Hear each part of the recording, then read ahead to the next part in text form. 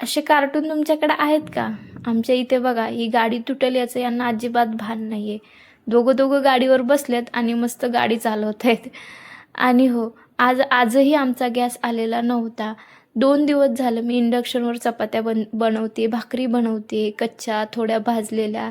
असंच आमचं खाणं चालू आहे. आज 3रा दिवस उगवला आहे, तरी हे आज पण गॅस आणलेला नाही आहे यांनी. आणि यांचं असं आहे की जोपर्यंत आपण बोलणार नाही ना, तोपर्यंत हे जाणार नाही आहेत. असं नाही की इथं गॅस भेटत नाही, गॅस भेटतो, जवळपासच भेटतो. पण यांना जायचा कंटाळा. यांचं असं की तू जाऊन घेऊन ये. पण मी कसं काय आणणार? माझ्याकडं गाडी नाही आहे. आणि गाडी जरी असती तरी मी गेलेच असते ना.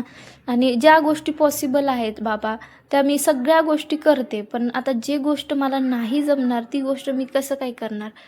मग ह्या गोष्टी, ज्या गोष्टीवर आपण अवलंबून आहे ना, त्या गोष्टीसाठी आपल्याला बोललं तरच त्या गोष्टी भेटतात असं आहे. नाहीतर ही माणसं आहे ना, सगळं आपल्यावर सोपवून निवांत बसतात. असो, ते रोजचंच आहे. नवरा-बायकोमध्ये भांडण होतच राहतं आणि प्रत्येक नवरा-बायकोमध्ये भांडण होणं गरजेचं आहे. त्याशिवाय जीवनाला मजाच नाही आहे. त्याशिवाय संसाराची गोडी वाढणारच नाही आहे. असंच आहे ना. तुमचं पण मला कमेंट करून सांगा. आणि बघा, रात्री लाईट पण नव्हता आणि 3रा दिवस सकाळचा उगवून संध्याकाळ झाली तरी गॅस आला नव्हता. फायनली 9 वाजता गॅस घेऊन आलेत हे.